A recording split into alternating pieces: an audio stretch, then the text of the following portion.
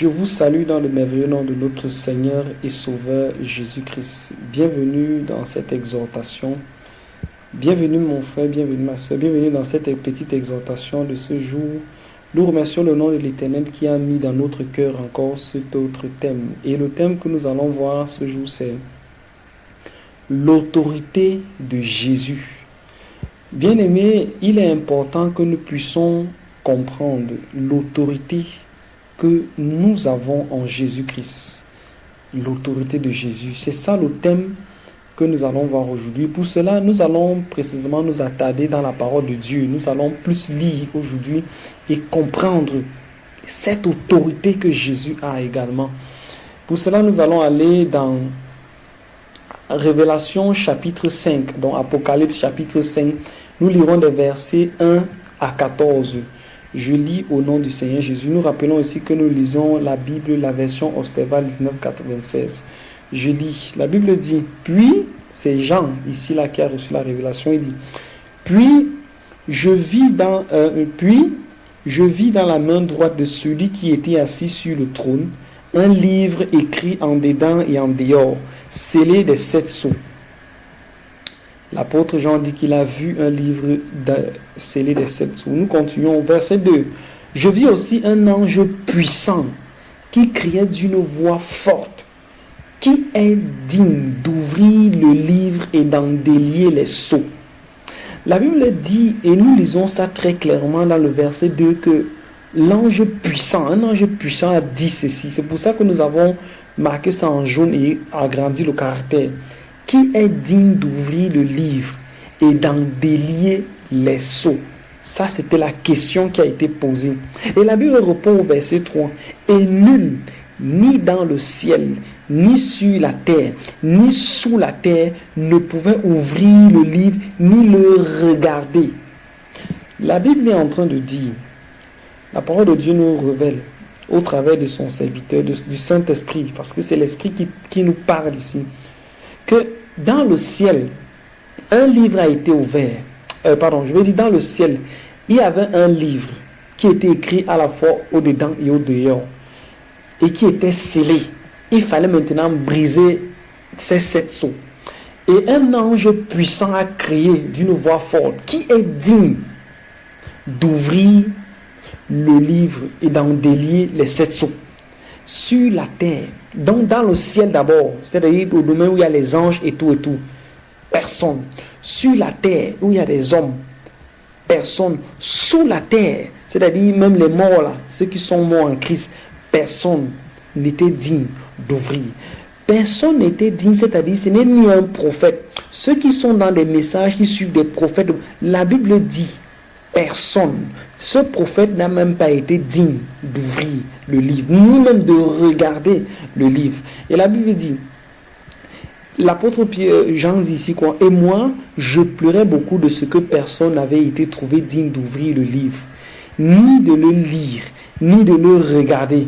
Et l'un des anciens me dit, ne pleure point, voici, le lion de la tribune de Juda, le rejeton de David, a vaincu pour ouvrir le livre et en délier les 7 sceaux. L'autorité de Jésus.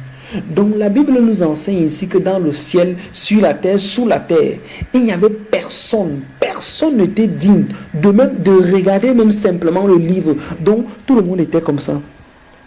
Personne ne pouvait regarder le livre. Mais il y eut quelqu'un, le rejeton de David, l'agneau de Dieu. C'est lui qui était digne, seul, de venir ouvrir et d'en délier les 7 sceaux. Verset 6. Et je regardais, et voici au milieu du trône et des 4 animaux et au milieu des anciens, un agneau était là comme immolé. L'agneau de Dieu, Jésus-Christ de Nazareth. La Bible dit que c'est le soleil de justice, c'est le prince de paix, c'est le lion de la tribune de Juda. C'est lui qui était au milieu du trône. Il avait 7 cornes et 7 yeux qui sont les 7 esprits de Dieu. Si vous voulez comprendre quels sont ces 7 esprits, je vous invite également à lire Ésaïe 11, je crois verset 2. Nous allons continuer. De Dieu envoyé par toute la terre. Et il vint et prit le livre de la main droite de celui qui était assis sur le trône. Et quand il eut pris le livre, les 4 animaux et les 24 anciens se prosternèrent devant l'agneau, ayant chacun des harpes et des cordes d'or plein de parfums, ayant lesquelles sont les prières des saints.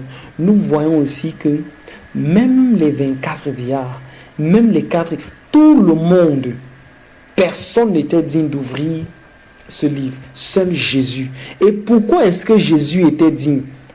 Nous allons donc continuer. On dit ces 24 vieillards chantaient un cantique nouveau en disant: tu es digne de prendre le livre et d'en ouvrir les sceaux.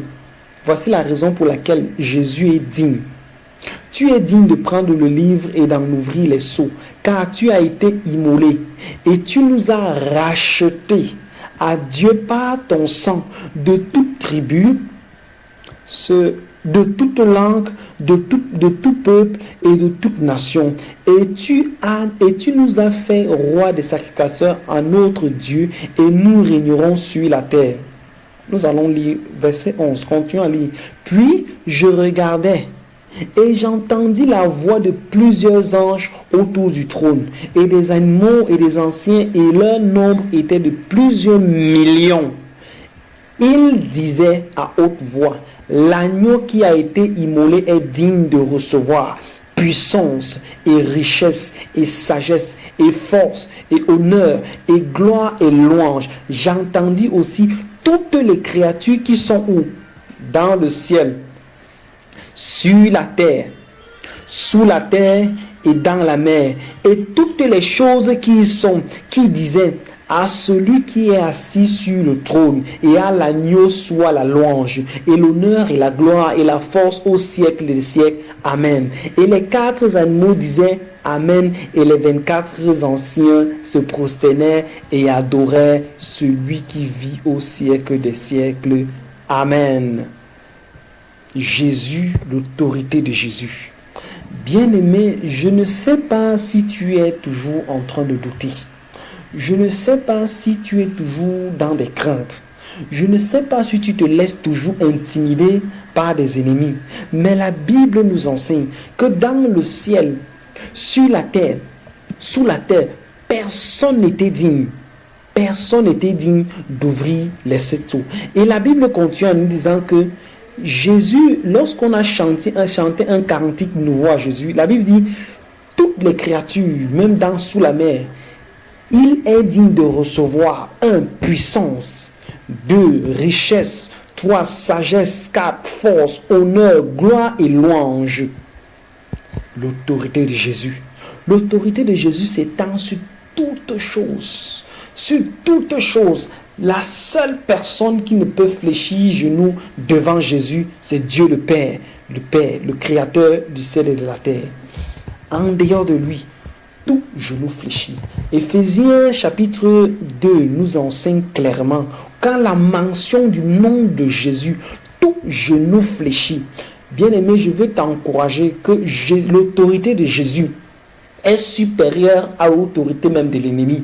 Peut-être tu es un sataniste et le diable te fait croire qu'il a des pouvoirs. Et le marabout pour qui tu travailles, ou bien avec qui tu es, ou bien chez qui tu pars, te fait croire qu'il a le pouvoir de guérison. Non, la Bible dit que dans le ciel et sur la terre, personne. Je veux donc te dire par cette exhortation que lorsque le livre a été disposé, ce marabout-là, le marabout qui te trompe là, il était silencieux. Il n'était même pas digne de regarder ce livre parce qu'il n'avait pas l'autorité. Son autorité est vaine.